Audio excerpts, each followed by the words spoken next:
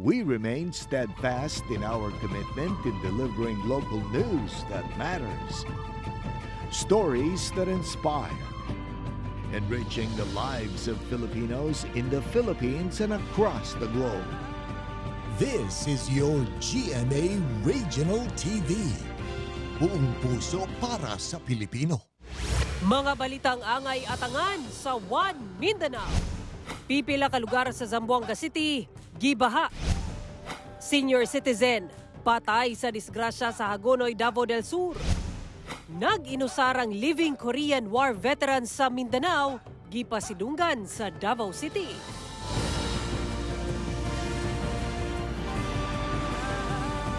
Ito ang GMA Regional TV, One Mindanao. Mayong hapon, Mindanao. Kini ang GMA Regional TV 1 Mindanao. Hatod namo ang pinakadagog pinakauling balita sa Mindanao. Ako si Sara Hilomen Velasco.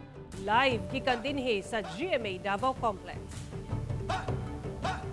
Cyril Chavez, live gikan dinhi sa Barangay 17, Cagayan de Oro City.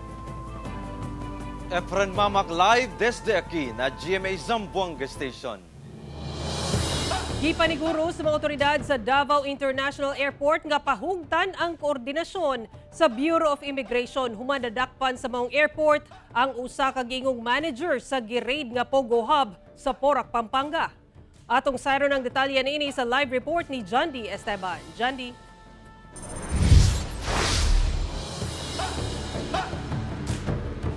Sara, sumala pang nalambigit sa iligal nga operasyon sa Pogo Hub ang maong Chinese national. June 23 ning tuiga nadakpan ang usa ka babaye nga Chinese national sa Davao International Airport. Sumala pa nga maong babaye manager sa usa ka illegal nga Pogo Hub nga Lucky South 99 ug ganaasab daw kini sa watchlist sa Bureau of Immigration. Gisuwayan sa GMA Regional TV 1 Mindanao ug kuha og detalye kalabot niini ang Bureau of Immigration Davao apan wala pa kini pahayag. Wala sab daw detalye labot niini ang Davao International Airport Police Station. Sanglit ang Bureau of Immigration lang ang milusad sa operasyon. Yung concern po kasi naman may sa immigration po kasi na concern. Sila po yung nakakuha. Apan ilang gipanganti nga padayon ang ilang koordinasyon sa Bureau of Immigration sa pagsiguro sa seguridad ug aron dili malutsan labi na tung anaa sa watch list sa otoridad. Nakikipag-coordinate po tayo sa lahat ng government agency concerning po ng mga ganyang matters. Samtang gisiguro sa Police Regional Office 11 pinaagi ni PRO 11 spokesperson Police Major Catherine De La Rey nga walay operasyon sa mga Pogo Hub sa Davao Region. Taliwala sa pagkadakop sa maong Chinese national nga nalambigit sa illegal nga operasyon sa Pogo. Sara, ang nadakpan nga Chinese national gibalhin na sa Manila kabahin sa ilahang padayon nga investigasyon sa Presidential Anti-Organized Crime Commission. Sara. Okay, daghang salamat, Jondi Esteban. Nagpahigayon og prayer rally ang mga empleyado sa Cagayan de Oro City Water District at tubangan mismo sa ilang opisina aron mabalik ang kalinaw sulod sa ilang opisina. Kini sa nagpadayong bangi sa mga opisyales sa COWD o mga interim officers nga misulod sa Water District nga gitagana sa Local Water Utilities Authority, Kunluwa. Ani ang report.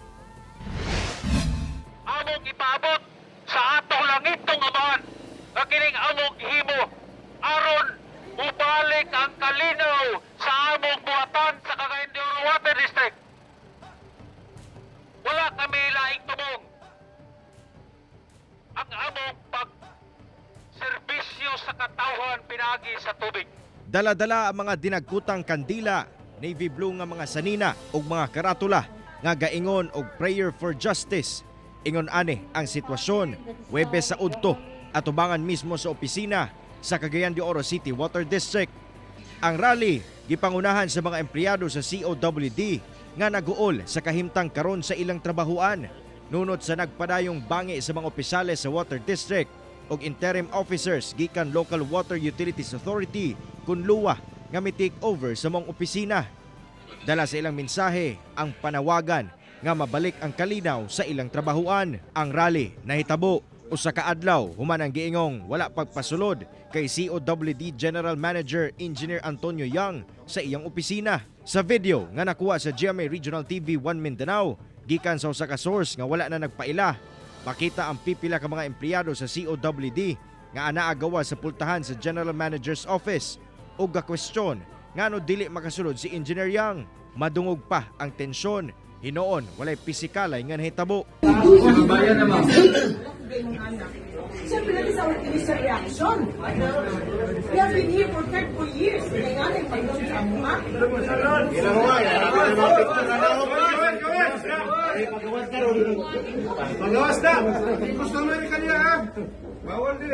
Ang tinubdan sa mong tensyon sulod sa COWD ang giingong pagpa-work from home kang Engineer Yang subay sa memorandum nga gipagawa sa Interim General Manager nga si Fermin Harales. Butang nga iyang gikumpirma. Before nako na issue ang maong order, aduna man do'y mga papeles o mga records, financial in nature, nga dili nato gaka-access o tungod kini kay masabtan po nato nga si Engineer Tony naapoy iyang policy nga tahuron po ang board of director nga na-set aside tungod kay for his own reasons. Sa kabahin sa set aside board of directors sa COWD, supak gyud sila sa gihimo sa interim officers gikan luwa ngadto kanila. Kani aduna na kuno sila gituso nga kaso sa korte aron mapapahawa ang giingong pagpugos nga pagsulod sa interim officers ngadto sa COWD. Kang atong general manager, considered man siya head of office or head of agency, dili pwede nga manduan siya sa interim nga mao ka nang iyahang buhaton nga mag-work from home siya. Required gayud ka na nga mo report siya physically kay naamay mga butang nga siya lang ang makatubag, siya lang ang makapirma. Hinoon alang sa interim officers, buot sab nilang maundang na ang isyu tali COWD o COBE nga nakaapekto na sa panubig sa syudad. At the level of cooperation tagyapon kita, and then we were very clear nga kining issuance of the memorandum of work from home is for the protection of set aside GM Tony Yang, Engineer Tony Yang, and the employees and myself para plastar po ang atong organisasyon. Kauban si Jaybert Pairat sa kamera. Ako, si Cyril Chavez para sa One Mindanao. Gibaha ang pipila ka lugar sa Zamboanga City, Zamboanga Sibugay, lakip sa Basilan Province. Dala sa pagbunog sa ulan epekto sa low pressure area ug Intertropical Convergence Zone o ITZZ. Ani ang report ni Krisa Dapitan. Sukad alas 6 sa gabi adlaw Miyerkules hangtod kadlawon nakasinati na og grabeng ulan ang Zamboanga City nga miresulta sa pagbaha sa mga kadalanan sa Central Business District sa syudad. Gani, makita ang pagsulod sa tubig baha sa kabalayan sa barangay Tugbungan. Hinoon, mihubas ra sab dayon ang tubig baha. Apan kining duha ka drive sa barangay San Jose Gusu sa samang lungsod, tataw ang taman tuhod ug tagahawak nga baha. Ingon ani ang sitwasyon karong buntaga dinhi sa Doña Martha Drive sa barangay San Jose Gusu. Nagpabilin ang taga-tuhod nga tubig baha apan wala na mibakwit ang mga residente tungod sumala nila naanad na kuno sila sa ilang sitwasyon. Sama ni Tatay Ding, 15-14 katuig nang lumulupyo sa lugar. Naanad na kay wala naman tay iba man kuan ni basta ulan magbaha pero magbantay-bantay lang po kay para safety ba. Sumala sa ZCDRMO, andam sila kung magpadayon ang mga masinating kusog na ulan sa syudad. There was no evacuation done, neither was there any loss of life. Nothing beats preparedness. There is a resolution in place which was also approved by the council, a couple of forced relocation, no? That can be implemented para bien Magdalde Pueblo, no? Sa CI Zamboanga Sibugay, makita ang halapad nga pagbaha sa barangay Suluan hinungdan nga naanod ang tulo ka baka sa lugar. Hinoon, walay natalang mga naangol. Gibaha sabang Lamitan City Basilan tungod sa way puas nga ulan nga miresulta sa pagbakwit sa kapin 60 ka magbanay sa barangay Matibay ug Malinis. Sumala sa PDRMO Basilan, sagad bahaon ang mga lugar panahon sa ting-ulan.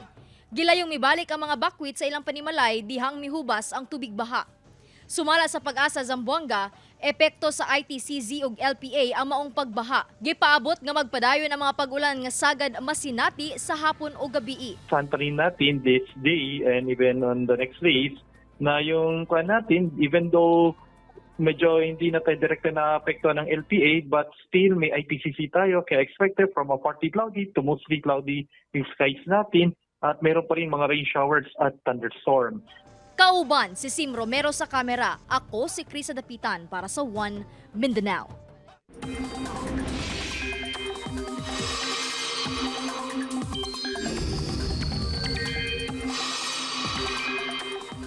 Kinse ka magbanay ang apektado kung asa unom ka balay ang naguba sa pagbaha sa Bagong Bayan, Sultan Kudarat. Samtang nahilis na ang low pressure area nga nagpaulan kagahapon sa Mindanao. Ani ang report. Ana sa unom ka balay ang naguba sa Barangay Masyag sa Bagong Bayan, Sultan Kudarat tungod sa grabing pag-ulan. Gani na nga liki na ang gitukuran niini. Nagka-landslide sab sa pipila ka mga sityo ug purok. Sumala sa Barangay Disaster Risk Reduction and Management Council, ana-ana sa 15 ka magbanay ang apektado. As of now, sir, nasa 50 na po tayo na pamilya na apektado. 6 yung nakakuha na, sir.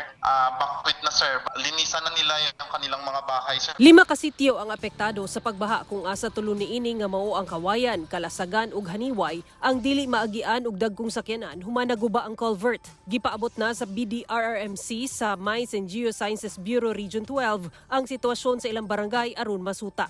Kini epekto sa low pressure area ug intertropical convergence zone sa Mindanao kagahapon. Hinuon sumala sa Pag-asa, nahilis na ang LPA ug ITCZ.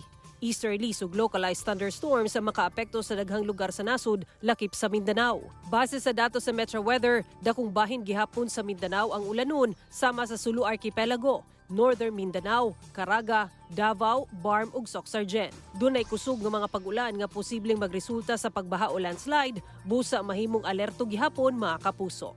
Ako si Sara Hilomen Velasco para sa One Mindanao.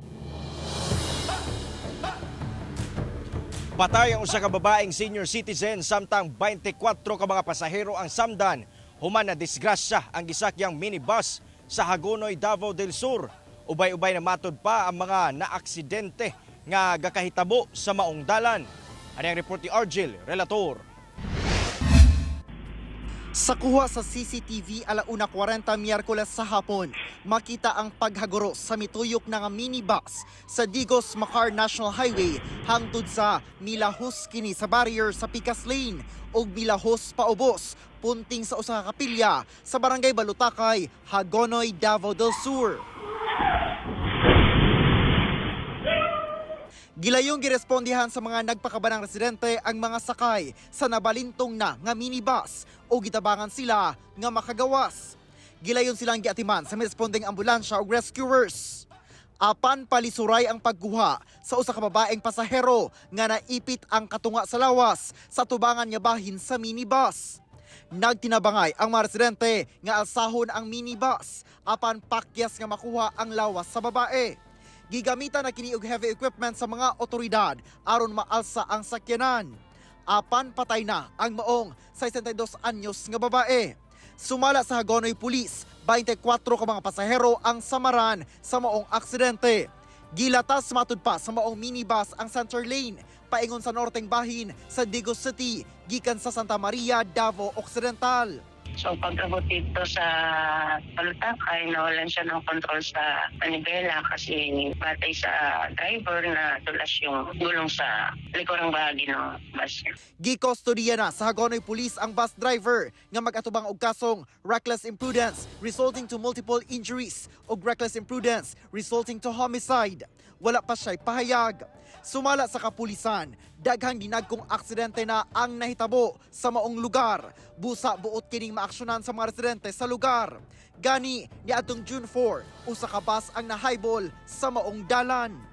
Sa totoo niya, matagal na kami nagre-request dyan ng mga signages and sa DPWH. So for now, dahil wala pa naman action, for now, nagpaplano kami together with the LGU, specifically the Mayor's Office, na baka maglalagay na lang kami ng checkpoint dyan. Ako si Argil Relator para sa One Mindanao.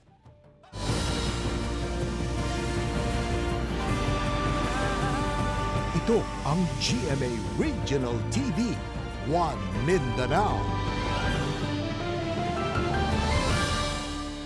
Mas gipahugtan sa DTI sa Zamboanga City ang pagmonitor sa mga tindahan sa syudad nga nagabaligya og mga vape product subay sa vape law. Ani ang report. Gibutiyag sa Department of Trade and Industry sa Zamboanga City nga dunay usa na katindahan nga nagabaligya og vape product sa syudad ang nasilutan atol sa Joint Vape Enforcement Operation sa Fair Trade Enforcement Bureau sa DTI sa unang semana sa Hunyo. Matud sa DTI, kini gumikan kay nasulod kini sa 100 meters nga gilayon gikan sa usa ka tungaan nga hugot nga ginabawal ubos sa RA 11900 o the Vaporized Nicotine and Non-Nicotine Products Regulation Act o Vape Law. The result of that monitoring, isa ang na-penalized. Why? Because that establishment is near the school. And then when they went to other establishments selling vape, parang minakatip, close na sila. Matod sa Zamboanga City LGU, dunas sa mga organisasyon sa syudad nga buot magpahigayon og mga aktibidad kalabot vaping promotion. Apan, wala nila kini gitugutan. In fact, dyan naman apply ka na ito nakita kaya sila sa mga events gani no by promoting sa mga vape yaman decline kita ko na kasi in violation gani del anti-smoking no. Nakatagda sab silang mag-monitor sa uban pang mga tindahan sa vape sa syudad karong semanaha. Sa karon, giawag sa DTI ang mga nagabaligya og vape products nga sundon ang mga polisiya aron dili mag-atubang og penalty o di ba kaha mapasiradan ang ilang tindahan. At hindi sila magbebenta ng mga products na nato sa mga minors. And then, yung label, meron yung prescribed label na dapat ilagay nila, dapat ilagay at saka magpa-register talaga sila. Kauban si Sim Romero sa kamera. Ako si Efren Mamak para sa One Mindanao. Ana sa 18 ka mga pasahero ang samdan dihang nabanggaan sa usa ka uso-uso nga PUJ ang likod nga bahin sa laing PUJ sa Davao City. Atong sayro ng detalye niini sa live report ni Argil Relator. Argil.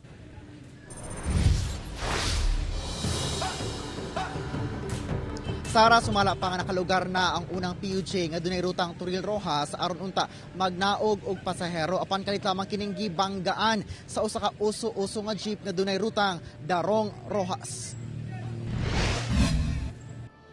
Naglingkod na kilid sa dalan kini mga samarang pasahero human na disgrasya ang ilang gisakyang mga PUJ sa MacArthur Highway, Puan, Davao City alas 7 kaganihang buntag. Sa investigasyon sa Balyok Police, parehong gilatas sa duha ka mga PUJ ang highway padulong sa downtown area sa dihang nabanggaan sa uso-uso nga PUJ ang likod nga bahin sa laing PUJ.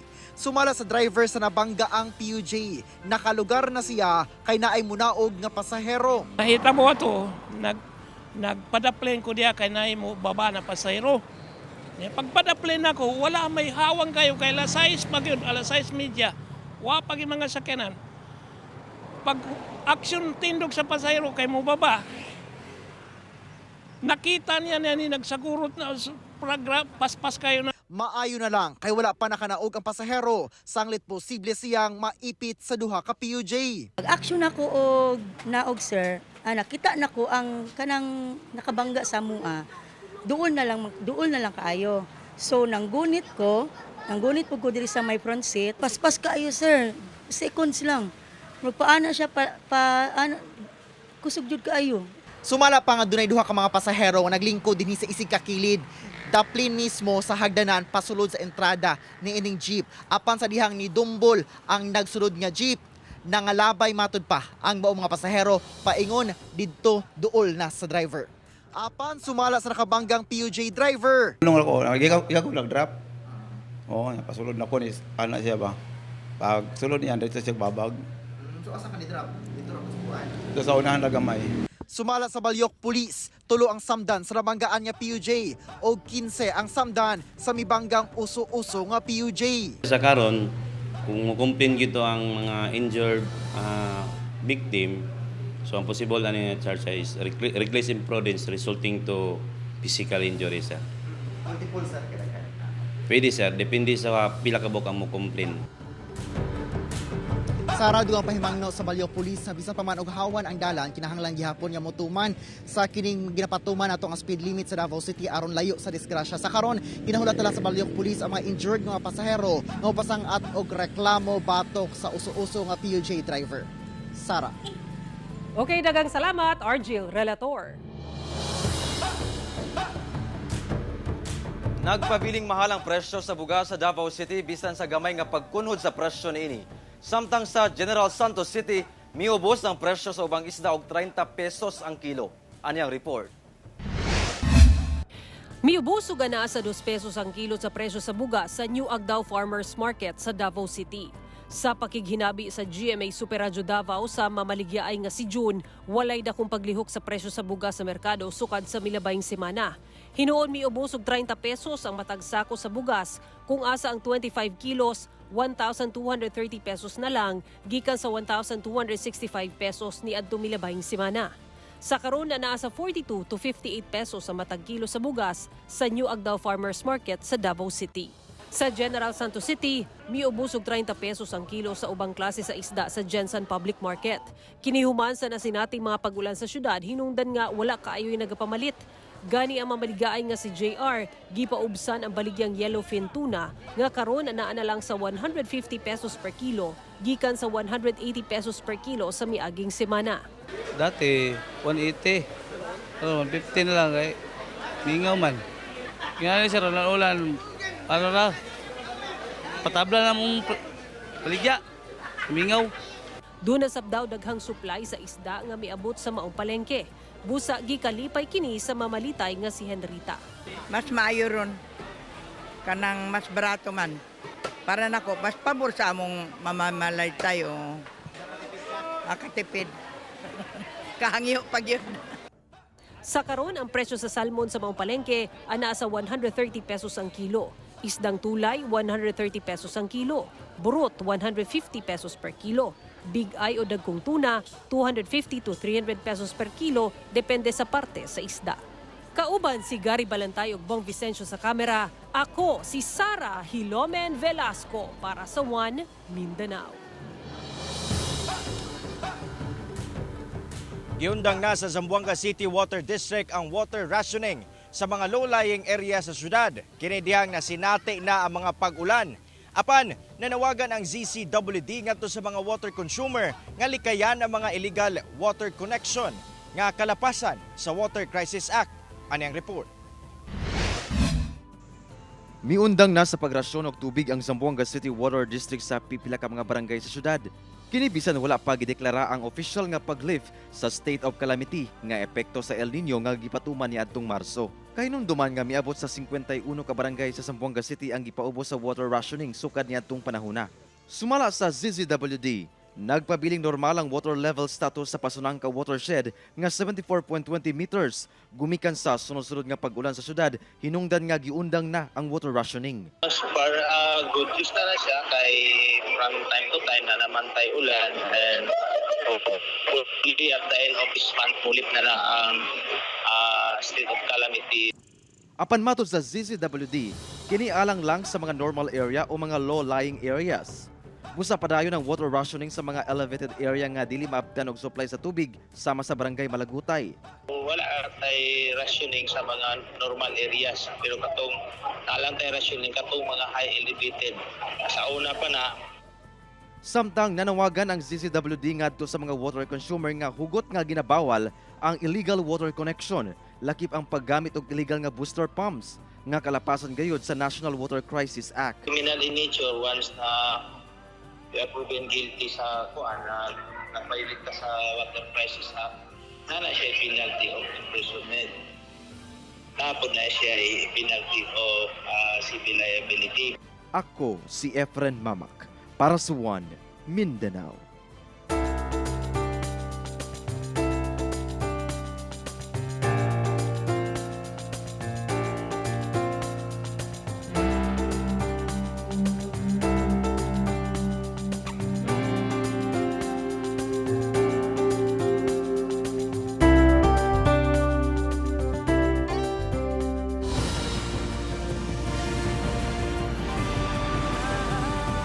Ito ang GMA Regional TV, One Mindanao.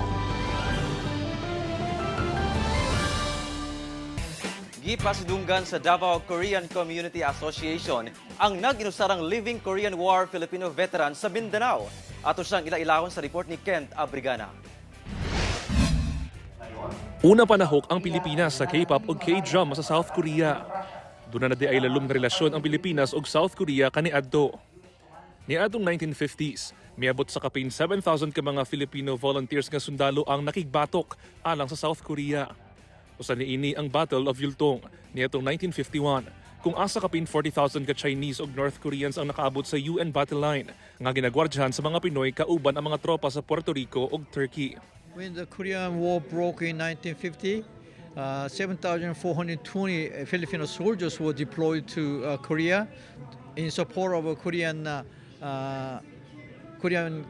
people's security and freedom in Korea. Niadtong Miyerkules ginumdum sa Davao Korean Community Association sa Davao City ang nag-inusarang Living Korean War Filipino veteran gikan Mindanao nga si retired Air Force Lieutenant Marcelo Ortigozo. 96 anyos na karon ug tagamlang Cotabato. Kauban niya sa kaugdahan ang 8 pa kakabanay sa mga Filipino veteran nga gipadala sa Korea dihang bibuto ang Korean War niadtong 1950s. Gisaysay niya ang iyang kasinatian atol sa giyera. Alis no. Antignaw. Tulong bala. No. Gunta naman. Yun siya amon sa pautas. Nga pilimilit na sa planet naman. Gunwinter. Nakadawat si Marcelo og 8 pa kakabanay sa mga Filipino war veteran ug tokens, regalo ug cash gift. Ako gilang akong pagpasalamat pagdayaw sa amon. Dunasab kini mensahe kalabot sa mga pagpanghara sa Chinese Coast Guard sa mga Pinoy.